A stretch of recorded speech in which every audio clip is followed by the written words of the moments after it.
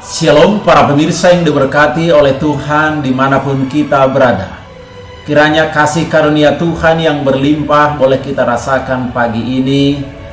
Kita tetap sehat, kita boleh menghirup udara segar, napas kehidupan yang Tuhan berikan.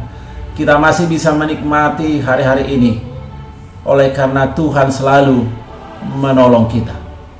Para pemirsa yang diberkati oleh Tuhan dimanapun kita berada, firman Tuhan adalah kekuatan bagi kita dalam menjalani hari-hari kehidupan kita.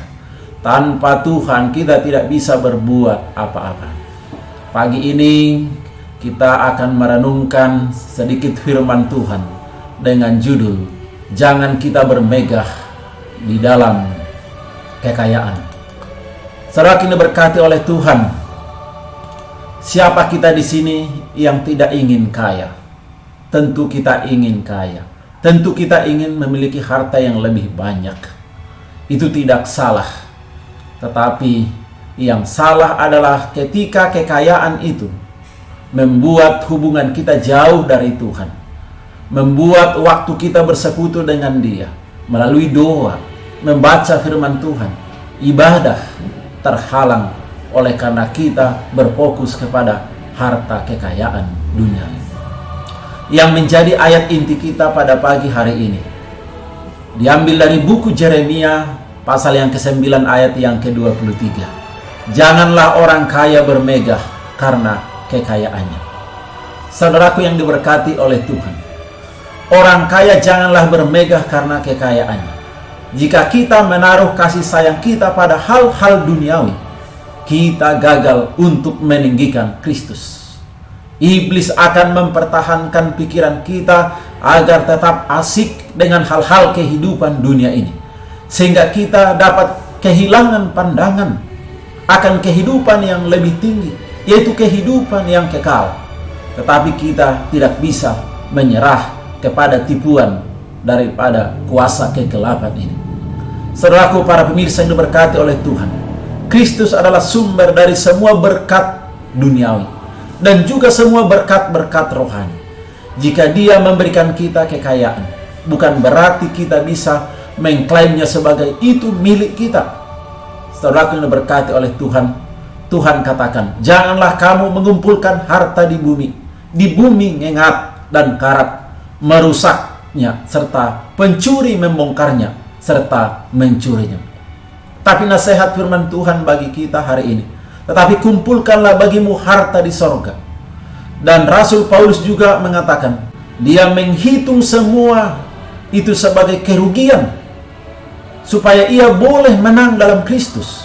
Tetapi ketika juru selamat meminta harta milik kita dan pelayanan kita, ada banyak orang merasa bahwa mereka tidak dapat menaati Allah dan membawa harta dunia mereka bersama mereka, dan mereka memutuskan untuk tetap tinggal dengan harta mereka. Saudara yang diberkati oleh Tuhan, bagaimanakah orang-orang yang berharap untuk berdiri di sekitar tahta Kristus dan berpakaian dengan kebenaran, tidak mempercayai Allah dan takut bahwa Dia akan meninggalkan mereka, menjadi melarat, menjadi susah?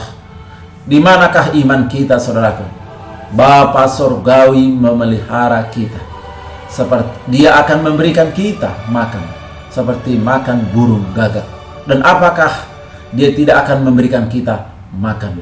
Saudara yang berkati oleh Tuhan, jika kita memiliki pandangan yang benar tentang Kristus, kita tidak akan mengizinkan apapun ditempatkan antara kita dengan Tuhan.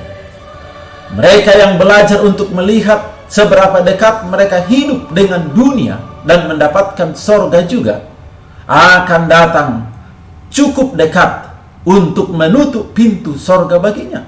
Saudaraku, kita harus menerima bagian agama yang menderita jika kita mau duduk bersama yang menderita di atas tahtanya, yaitu Yesus Kristus.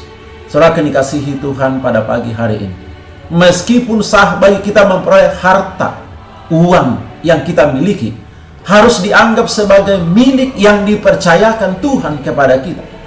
Tidak untuk disia-siakan, tetapi digunakan untuk pelayanan Tuhan. Seharusnya tujuan kita ditentukan untuk mematuhi perintah, ya, pemimpin rohani kita, dan dengan demikian memberikan kekayaan surgawi bagi diri kita sendiri. Kemudian saudaraku, ketika segala sesuatu di dunia ini musnah, kita memiliki harta di sorga yang tidak rusak. Para pemirsa, maukah kita mengumpulkan harta di sorga yang tidak rusak itu? Mari kita jawab dalam hati kita masing-masing. Kiranya Tuhan memberkati kita dimanapun kita berada. Amin.